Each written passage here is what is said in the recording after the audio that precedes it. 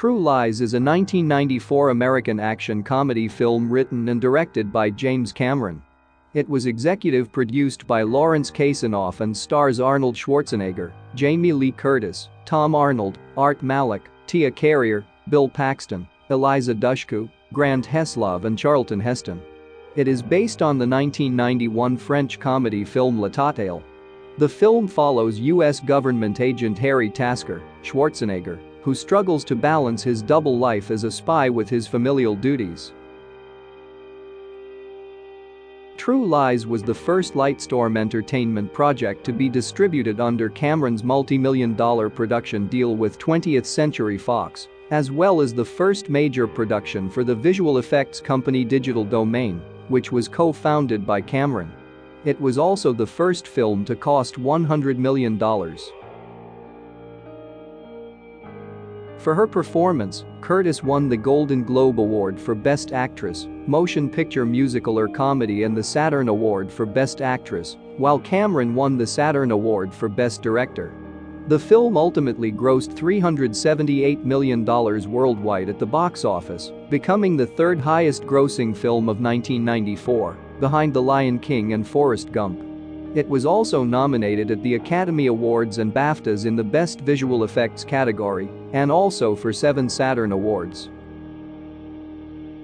Storyline: Harry Tasker leads a double life. To his legal secretary wife Helen and his rebellious daughter Dana, he is a boring computer salesman often away on business trips, while in actuality he is a secret agent for a U.S. counterterrorism and intelligence agency named Omega Sector. Harry, along with fellow agents Albert Jib Gibson and Faisal, infiltrate a party in Switzerland hosted by billionaire Jamal Khaled, where Harry meets beautiful art dealer Juno Skinner. Eventually they learn that Juno is not only Khaled's art dealer, but that she is being paid by an Islamic terrorism group called Crimson Jihad, led by Salam Abu Aziz. Harry visits her undercover as a potential buyer to learn more, leading Aziz and his men to attempt to kill him. Harry fights them off, but loses Aziz in pursuit. As a result, he misses the birthday party that his wife and daughter had planned for him. Harry goes to Helen's office the next day to smooth things over and surprise her for lunch, but overhears her making secret arrangements to meet a man named Simon. Suspecting Helen is having an affair, he uses Omega Sector resources to learn that Simon is a used car salesman who pretends to be a covert agent to flirt with women. In disguise, Harry and other Omega agents kidnap Helen and Simon. After terrifying Simon into keeping away from Helen, Harry and Jib interrogate Helen using a voice masking device and learn that she is desperately seeking adventure because of Harry's constant absences. Harry thus arranges for Helen to participate in a staged spy mission where she is to seduce a mysterious figure who is actually Harry himself and plant a bug in his hotel room. Aziz's men suddenly burst in, kidnap the couple, and take them to an island in the Florida Keys. On the island, Harry's suspicions about Juno are confirmed. Crimson Jihad paid her to help them smuggle 4 stolen MIRV nuclear warheads into the country by hiding them in priceless antique statues. Aziz demands that the United States remove all U.S. military forces from the Persian Gulf forever or else he will detonate a warhead each week in a major U.S. city. He also says he will detonate 1 warhead on the uninhabited island to demonstrate that Crimson Jihad is a nuclear power. Before he and Helen are tortured, Harry is administered a truth serum and confesses his double life to Helen. They escape to watch as 1 warhead is set to explode in 90 minutes and the others are loaded onto vehicles to be taken into the US via the overseas highway, thus bypassing US customs. Harry and Helen get separated in the ensuing melee, where Harry kills most of the terrorists, but Aziz gets away with 1 of the warheads. Helen is caught by Juno and taken in a limousine following the convoy. Jib and other Omega agents pick up Harry and they use 2 Marine Harrier jump jets to stop the convoy by destroying part of the 7-mile bridge. Harry rescues Helen from Juno's limo before it careens into the ocean below, killing Juno. The warhead left on the island detonates in front of the public without killing anyone. Jib tells Harry that Aziz and his men are holding Dana hostage in a downtown Miami skyscraper and are threatening to detonate their last warhead.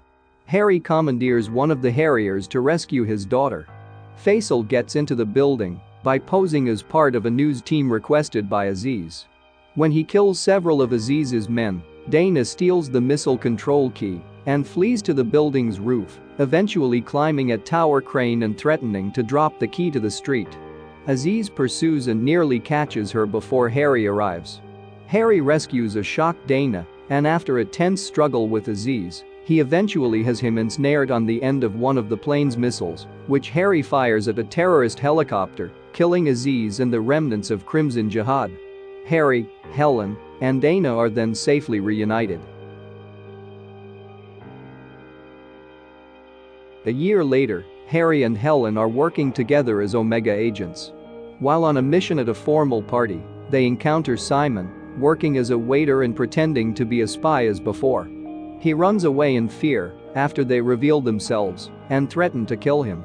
They dance a passionate tango while waiting for their contact and with Jib pleading with them to take their work seriously. Did you know?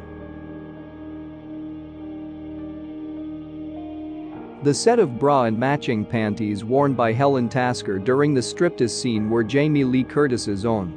Curtis rehearsed the scene extensively with director James Cameron, and it was there that the fall she makes in the middle of the dance was conceived. It didn't happen spontaneously during the actual shooting, as is often claimed. Arnold Schwarzenegger was not told of this beforehand, and this is hinted at when Harry briefly sits up in alarm, realizes that he is breaking character, and then relaxes. They did another take with the same gag, but Harry's reaction didn't look as spontaneous. The US government supplied 3 Marine Harriers and their pilots for a fee of $100,736, $2,410 per hour. The soundstage where they shot the Harrier scale model was the largest 180-degree green screen background ever built. Tom Arnold said he has the same chemistry with Arnold Schwarzenegger off-screen as he does on. They became good friends during production. At the urinal, Arnold Schwarzenegger, an Austrian native, is whistling Edelweiss, the bogus Austrian folk tune from the American stage play The Sound of Music. See you later.